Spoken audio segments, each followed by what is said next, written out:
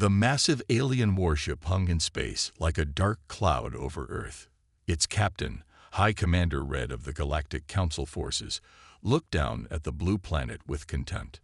To him, it was nothing more than another primitive world to add to the Council's vast collection of colonies.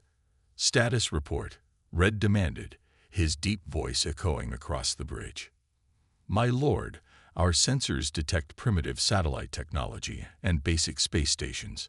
Their military capabilities appear to be limited to chemical rockets and nuclear weapons," reported his second-in-command. Red smiled. This would be even easier than expected. The Council had given him a fleet of 20 warships to subjugate Earth, which now seemed like overkill. These humans wouldn't know what hit them. "Send the standard warning message," Red ordered. "Give them 1 hour to surrender and accept their place as a protectorate of the Galactic Council." The message was broadcast worldwide in all Earth's major languages. Red waited, expecting the usual panic and chaos that accompanied first contact with primitive species. But something was different this time. There was no response, no panic, no desperate attempts at communication. Just silence. Red frowned. Scanned their military installations again. Before his crew could comply, hundreds of small objects suddenly appeared on their sensors, emerging from what had appeared to be debris and abandoned satellites. They had been there all along, hidden in plain sight. "My lord," his sensor officer shouted, "those aren't debris." "There." The officer never finished his sentence. A concentrated beam of energy, far more advanced than anything a primitive species should possess, cut through their shields like they weren't even there. Red watched in horror as 3 of his ships exploded simultaneously. "Impossible," he roared. "Launch all fighters. Return fire." But the humans weren't fighting like primitives. Their small, agile ships moved with incredible precision, using maneuvers that spoke of years of preparation and practice. They had clearly studied alien combat tactics and developed perfect counters. In the Pentagon's underground command center, Admiral Stone watched the battle unfold with grim satisfaction. 20 years of preparation," he muttered. 20 years of salvaging alien tech from crashed scouts and reverse engineering their weapons. 20 years of keeping our real capabilities hidden. And they fell for it completely. The alien fleet's formation was in chaos. Their weapons, designed to overcome simple planetary defenses, proved useless against Earth's ships. Each human vessel carried a mix of reverse-engineered alien technology and humanity's own innovations, creating combinations the Council had never seen before. "Sir," reported Captain Wilson from the front lines, "their shields can't handle the frequency shifts in our weapons. They expected us to use simple nuclear missiles, not adapted quantum destabilizers." Stone nodded. "Continue the attack pattern. Don't let any of them escape to warn the Council." The battle lasted less than 30 minutes. The mighty Council fleet, which had subjugated countless worlds, was reduced to floating debris. Only the command ship remained, and Stone had special plans for it. "My lord," Red's last surviving officer reported, panic in his voice, "they're not trying to destroy us. They're boarding us." Red stood from his command chair, drawing his energy weapon. Impossible. These primitives couldn't possibly. The bridge doors exploded inward. Earth's special forces, wearing powered armor that combined human ingenuity with alien tech, stormed in. Their weapons were trained on the alien crew with unwavering precision. High Commander Red, a human officer, stepped forward, his helmet retracting to reveal a stern face. "By authority of Earth's United Defense Command, you are under arrest for attempted invasion of a sovereign world." Red's weapon clattered to the floor. "How you're supposed to be primitives." The human officer smiled coldly. "The Council should have done better research. We've been preparing for this day ever since your first scout ships crashed on our world. We knew you'd come eventually. We just had to be ready." As Red was led away in restraints, Admiral Stone's voice came through the human officer's comm. "Well done, Captain. Make sure our guests are comfortable. After all, They're going to help us send a message to their council. The day Earth had prepared for had finally arrived, and the Galactic Council was about to learn that they had made a terrible mistake in underestimating humanity. The Grand Chamber of the Galactic Council buzzed with angry voices. The massive curved walls, usually displaying peaceful scenes from member worlds, now showed the destruction of their invasion fleet. 20 of their most advanced warships, reduced to floating debris by what they had dismissed as a primitive species. Ambassador Gray, the Council's most experienced diplomat, stood before the leadership panel with his fists clenched. This is unprecedented. These humans must be taught their place. The head counselor, an ancient being named Elder Star, raised a hand for silence. You suggest we send another fleet? No. Gray's eyes narrowed. I suggest we show them the consequences of defying the Council. Let me deliver our ultimatum personally. 3 days later, a single diplomatic vessel appeared in Earth's orbit. Unlike the previous warships, this one made no attempt to hide its presence. It broadcasted its arrival on all frequencies, demanding a meeting with Earth's leaders. In the Pentagon's secure conference room, Admiral Stone watched the transmission with tired eyes. The past few days had been spent interrogating the captured aliens and analyzing their technology. What do you think, Dr. Blake? Stone asked the head of Earth's Xenotechnology division. The scientist looked up from her tablet. Their ship's using older tech than the invasion fleet. They don't expect trouble. And she smiled. They can't detect our new scanning systems. Stone nodded. Good. Tell our teams to stay hidden but ready. Captain Wilson, is the recording system in place? Yes, sir. Every word they say will be documented. The meeting was set in neutral territory, the International Space Station. Earth had insisted on this location, claiming it was their most advanced facility. The Council, still believing humans to be relatively primitive, agreed without suspicion. Ambassador Gray strode into the station's main conference module, his ceremonial robes floating slightly in the minimal gravity. His aide carried a formal document case, made from materials that would have impressed most primitive species. Admiral Stone and his small team were already waiting. They stood as the alien delegation entered, appearing appropriately awed by the visitors' advanced technology. Gray noticed their reactions with satisfaction, not realizing it was all an act. Admiral Stone. Gray's translator conveyed his condescending tone perfectly. I come bearing the Council's response to your unfortunate actions. Stone gestured to the conference table. Please, Ambassador, have a seat. We're eager to hear the Council's thoughts. Gray placed the document case on the table with deliberate slowness. The Council has been generous enough to offer you terms, despite your unprovoked attack on our peaceful fleet. Peaceful. Stone's voice remained calm, but his eyes hardened. They demanded our surrender and threatened invasion.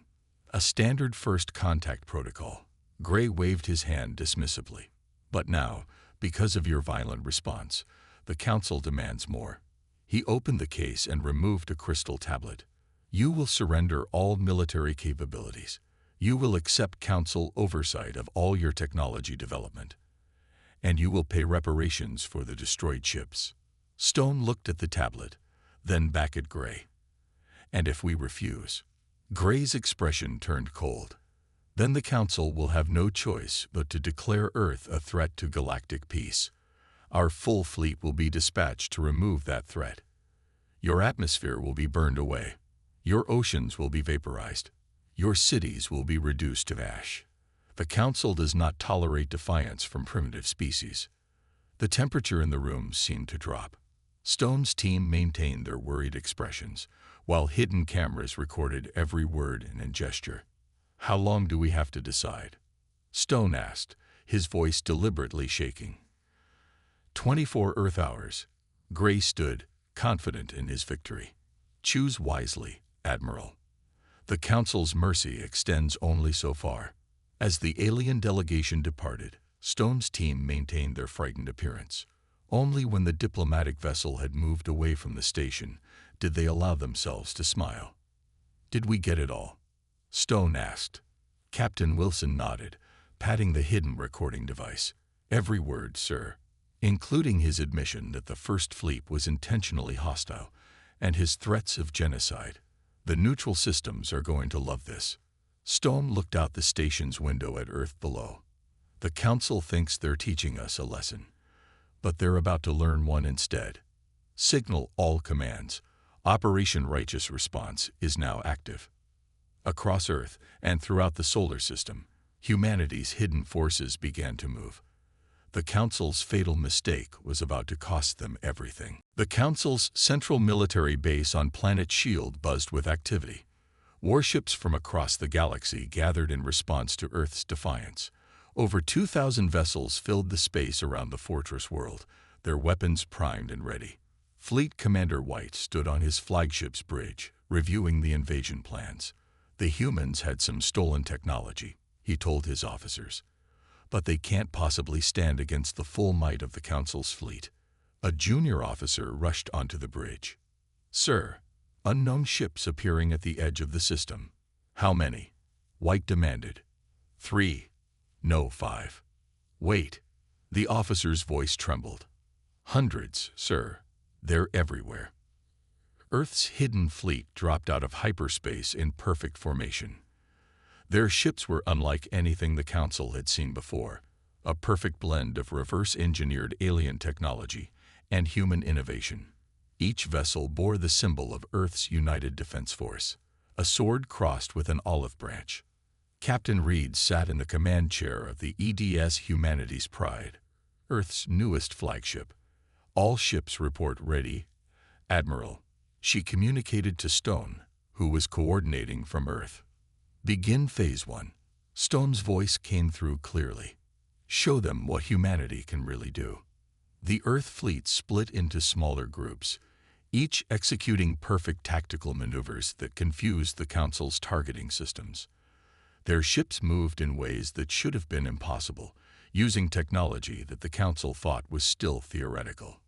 "Impossible," White shouted as the first wave of Council ships exploded. "Their weapons, they're using quantum phase technology. We haven't even perfected that yet."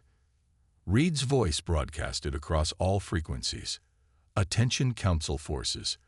Your leadership has committed crimes against Earth and countless other species. Surrender now, and you will be treated fairly under galactic law." The Council fleet responded with a barrage of energy weapons, but Earth's ships were ready. Their shields, developed from decades of studying alien technology, held firm. "They're not fighting like primitives," a Council officer reported, panic in his voice. "These are advanced combat tactics. They know all our weaknesses." He was right. Every Earth ship carried a database of Council military strategies, compiled from years of secret observation and study. Humanity had prepared for this day, since they'd found the first crashed alien scout ship 70 years ago. Reed watched as her fleet executed a complex pincer movement, launched the drones. Thousands of small, unmanned vessels poured from Earth's ships. The Council forces tried to shoot them down, but there were too many. The drones attached themselves to Council vessels, bypassing their shields using technology stolen from their own scout ships. "What are they doing?" White demanded as systems across his fleet began to fail. Earth had turned the Council's own technology against them. The drones uploaded computer viruses designed specifically for Council systems, while simultaneously transmitting tactical data back to Earth's ships. "Sir," Reed's tactical officer reported, 60% of their fleet is disabled. The rest are in disarray. Reed nodded. "Begin Phase 2. Target their command ships only. Let's show them the difference between Earth's justice and their brutality." Earth's ships moved with surgical precision, disabling the Council's command vessels while leaving the rest of their fleet stranded and helpless. White watched in horror as his flagship systems shut down one by one. "Send the message," Reed ordered once the battle was won. Through every screen and communication device in the Council fleet, a video began to play. It showed Ambassador Gray threatening Earth with genocide, followed by evidence of the Council's crimes against other species. "Your leaders lied to you," Reed's voice accompanied the footage. They told you we were primitives. They told you this was a just war. Now you see the truth. In his powerless flagship, White watched his mighty fleet float dead in space, thoroughly defeated by a species he dismissed as primitive. How? He whispered. How did they do this? The answer came from his own communication system, now under Earth's control. We did it through patience, preparation, and unity. Humanity doesn't seek revenge. We seek justice. Remember that when you tell others what happened here today. As Earth's fleet began securing the disabled Council vessels, Admiral Stone's voice reached every ship in the system. Phase 3 is ready. The Council thought they could threaten Earth with extinction. Now they'll learn what happens when humanity decides to bare its teeth. Lieutenant Walker moved silently through the dimly lit corridors of the Council's central archive. The massive database complex on Planet Prime held thousands of years of Council records and their darkest secrets. Security systems are down. Tech Officer Green's voice whispered in her earpiece. You have 20 minutes before their backup power kicks in. Walker's team had trained for this mission for years, practicing in simulated environments built from stolen Council data. Now, deep in the heart of Council space, they would finally uncover the truth. Found it, Walker reported, reaching a heavy security door. She placed a small device on the lock. Earth technology, designed to mimic Council's security codes. The door slid open silently. Inside, endless rows of data crystals glowed with a soft blue light. Each crystal contained centuries of Council records, carefully hidden from public view. Walker began scanning them with her modified reader. This is interesting, she transmitted back to Earth. I'm finding records of previous attempts to invade Earth. Not just one or two, dozens of them, going back thousands of years. Admiral Stone's voice came through clearly. What happened to these invasion attempts? According to this, they all failed. Every single one. Walker moved deeper into the archive. The Council kept sending scout ships and small invasion forces. Each time, humanity fought them off. They didn't know it was aliens. They wrote the crashes off as natural phenomena or weather balloons. But Earth has been successfully defending itself for generations. That explains the crashed ships we found. Stone replied. Keep looking. Walker's scanner suddenly lit up with alerts. Sir, I'm finding something bigger. The Council. They'd been doing this everywhere. Hundreds of species, thousands of worlds. They find developing civilizations, wait until they reach a certain technological level, then swoop in and conquer them. She downloaded file after file, each revealing more of the Council's crimes. They're not just conquerors, they're parasites. They steal technology from developing worlds, claim it as their own, then use it to subjugate more planets. Sir, Green's voice cut in. We're detecting massive data transfers from the archive to public networks across Council space. Stone's voice held a note of satisfaction. Good. Our virus is working. The Council kept these records hidden from their own people. Now everyone will know the truth. Walker's scanner beeped again. There's more, sir. I found records about Earth specifically. The Council. They've been afraid of us. That's why they never attempted a full-scale invasion before. Their analysts predicted that if humanity ever united against an external threat, we'd be nearly impossible to defeat. And by attacking us, Stone concluded, they created exactly the situation they feared. Backup power activating in 2 minutes, Green warned. One last thing, Walker said, reaching for a specific data crystal. This contains locations of all Council black sites, hidden bases where they keep stolen technology, and imprisoned scientists from conquered worlds. She carefully packed the crystal. Sir, if we free these prisoners and return them to their worlds, the Council's technological advantage disappears. Stone finished. And every world they've conquered gets back their brightest minds. Good work, Lieutenant. Get out of there. Walker's team extracted as quietly as they'd entered. By the time the Council realized their archive had been breached, the damage was done. Their secrets were spreading across the galaxy, impossible to contain. On their ship, heading back to Earth space, Walker reviewed the data they'd stolen. All these worlds, she said quietly, all these species suffering under Council rule. And none of them knew they weren't alone. They know now, Green replied, watching as reports flooded in from across the galaxy. Protests were erupting on hundreds of Council worlds as citizens learned the truth about their leaders.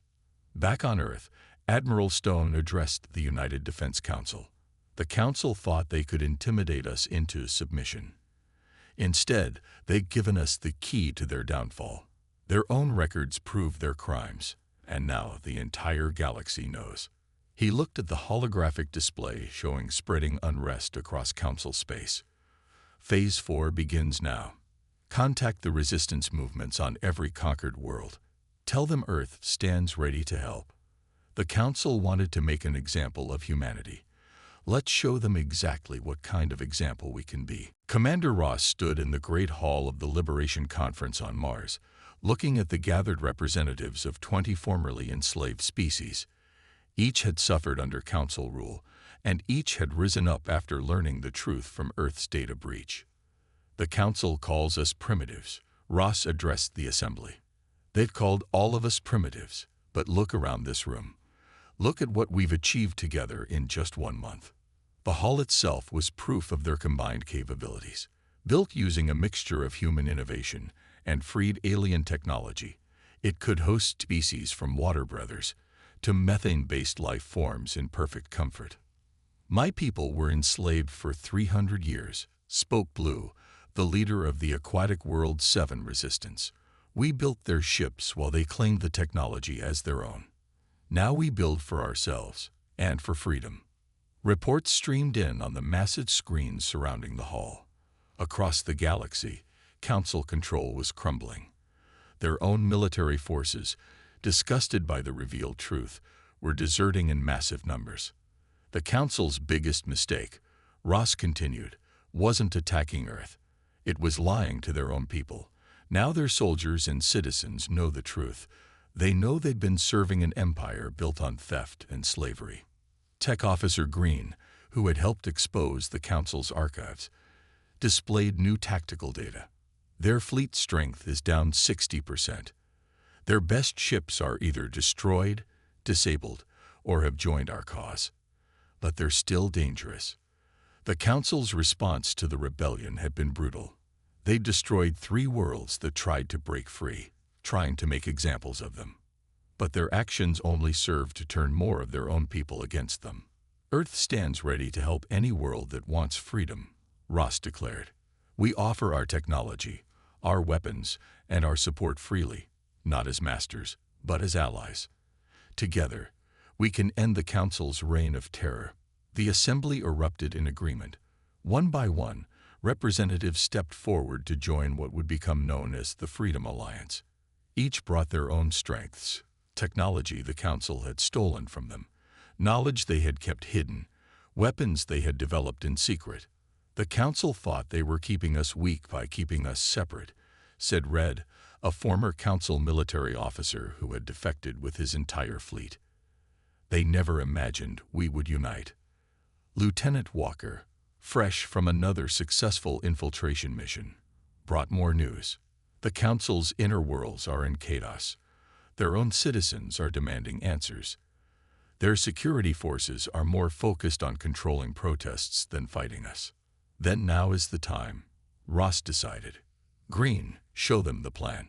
A holographic map of Council space appeared above the assembly. Key military targets were marked in red, political centers in blue, and resistance strongholds in green. The Council's power was built on 3 things, Ross explained. Military might, which we've already damaged. Control of information, which we've broken. And the fear of their subject worlds, which ends today. The plan was ambitious but simple.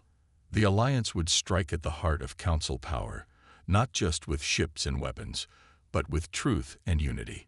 Each freed world would help liberate others, creating a cascade effect the Council couldn't stop. They called humanity primitive, Ross concluded. But we learned something they never did. True strength comes from working together, not from dominating others. The assembly voted unanimously to begin the final offensive. As the representatives returned to their ships, preparing to spread the word of rebellion across the galaxy, Admiral Stone's voice came through from Earth. "Remember," he told them, "we're not fighting for revenge. We're fighting for justice, for every world they've ever hurt, for every species they've tried to enslave, for every life they've destroyed." The Council wanted to make humanity kneel. Instead, we'll help the galaxy stand up. As the Alliance fleet assembled in Mars orbit, Ross looked at the combined force with pride.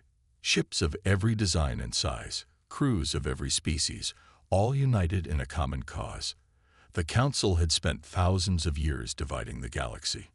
Now, in trying to conquer Earth, they had given their victims a reason to unite.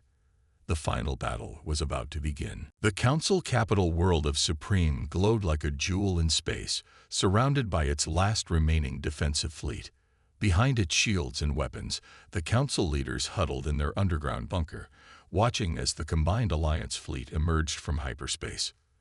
"They dare attack us here." Elder Star raged, his ancient face twisted with anger.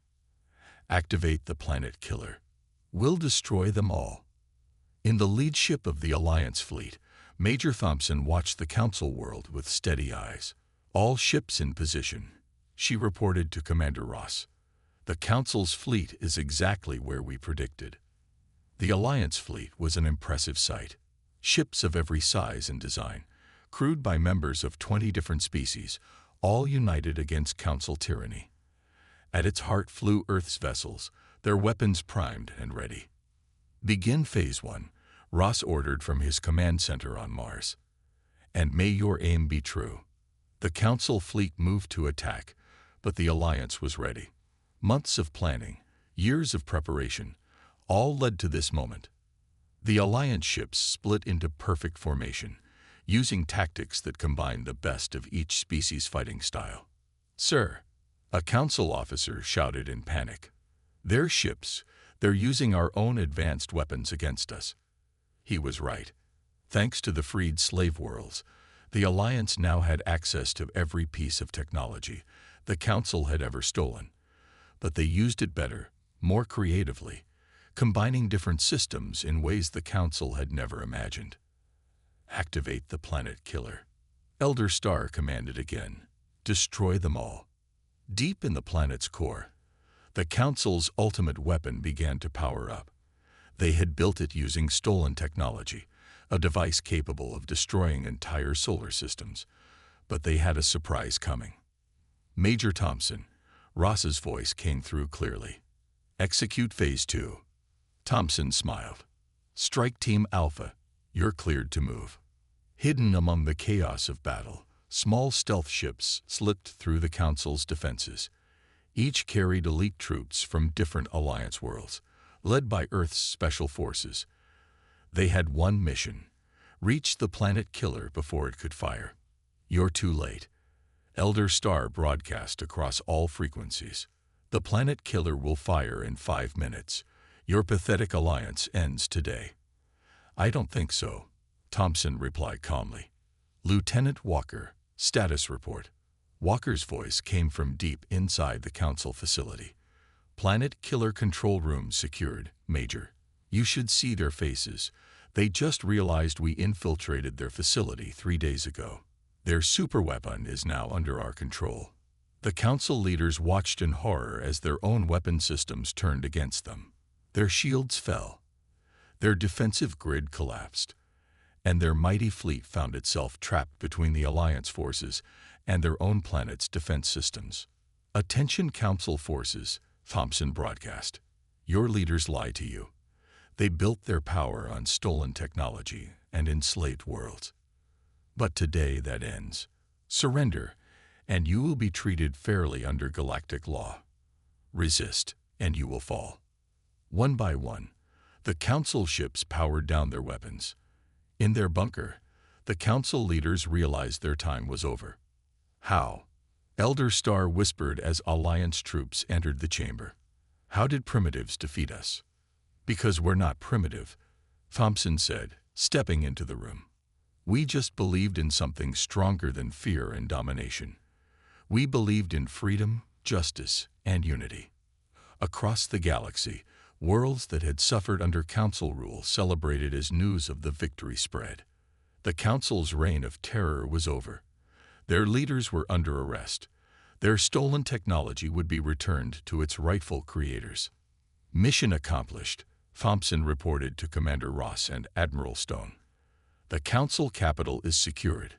Their leaders are in custody, and their planet killer is now under Alliance control. Good work, Major, Stone replied. But this isn't just a victory for Earth.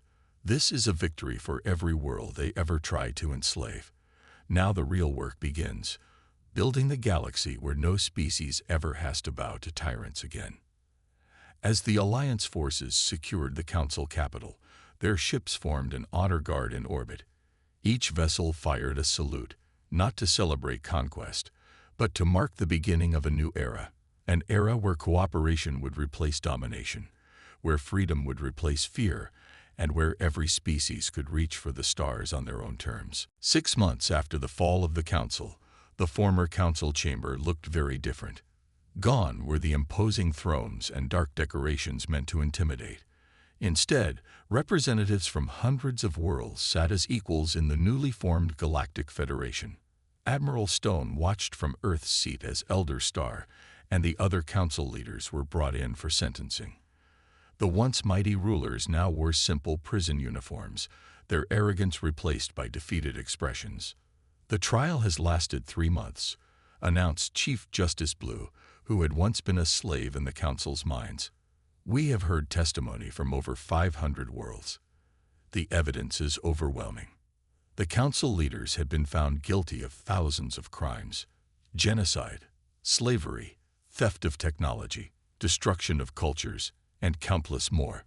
But their punishment would not mirror their cruelty. We are not you, Stone addressed the prisoners. We will not destroy worlds to make examples. We will not enslave populations for revenge. Instead, you will spend your lives helping to rebuild the worlds you destroyed. The former Council leaders were led away to begin their sentences. They would work alongside the people they had once enslaved, helping to restore damaged planets and rebuild destroyed civilizations. In orbit above, Lieutenant Walker and Tech Officer Green supervised the return of stolen technology to its rightful owners. The Council's vast vault of seized innovations was being emptied, each piece returning to the world that had created it. Look at this, Green said, showing Walker a datapad. With all this returned technology, some of these worlds will advance centuries overnight. The Council kept them down by stealing their best ideas. Now they can finally grow again. Commander Ross stood at the Federation's main podium, addressing the gathered representatives. The Council's greatest crime wasn't their violence or their theft. It was convincing us all that we were alone, that we were primitive, that we needed their rule to advance. He gestured to the chamber, where water-breathing species sat next to methane breathers, where crystalline beings conversed with energy forms. Look at us now, every world free to develop in its own way, every species contributing its unique strengths. This is what they feared most, all of us working together as equals. Major Thompson, now head of the Federation's peacekeeping force, reported on the ongoing cleanup efforts. The last Council loyalist cells have surrendered. Their hidden weapons are being deactivated. Their secret bases are being converted into research centers and hospitals. But the biggest changes were cultural. Worlds that had been isolated under Council rule were now trading, sharing ideas, and learning from each other. Species that had been told they were primitive were revealing scientific and artistic achievements that had been hidden for generations. Earth's contribution to the Federation will be unique, Stone told the Assembly. We won't share just our technology or our resources. We'll share our most powerful idea, that unity and cooperation are stronger than fear and control. In their prison facility on a reformed mining world, the Council leaders watched broadcasts of their former subjects flourishing in freedom. Elder Star turned to his fellow prisoners. "We could have had this," he said quietly. "We could have led a galaxy of equals, shared in their achievements, grown together. Instead, we chose domination and lost everything." 1 year after the Council's fall, humanity celebrated Earth's first official Federation Day. Ships from across the galaxy filled the sky, their crews coming to thank the world that had helped free them from Council rule. Admiral Stone stood at his office window in the Pentagon, watching the celebration.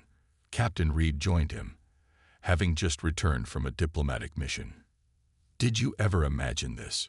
she asked, gesturing at the diverse alien crowd celebrating in the streets below. "When we were hiding our technology, preparing in secret, did you think it would end like this?" Stone smiled. "No, we prepared for war, but we achieved something better. The Council wanted to make an example of humanity, and we did become an example, not of revenge, but of justice, not of power, but of unity." He looked up at the stars, now filled with friends instead of enemies. "They called us primitive because we believed in working together. They called us weak because we valued freedom over control. In the end, those primitive values brought down their empire and built something better in its place. The Council's dark age of oppression was over. In its place stood the Federation, a union of free worlds, united not by force but by choice, ready to face the future together. And it had all started because the Council made one simple mistake. They underestimated humanity's capacity to unite against tyranny.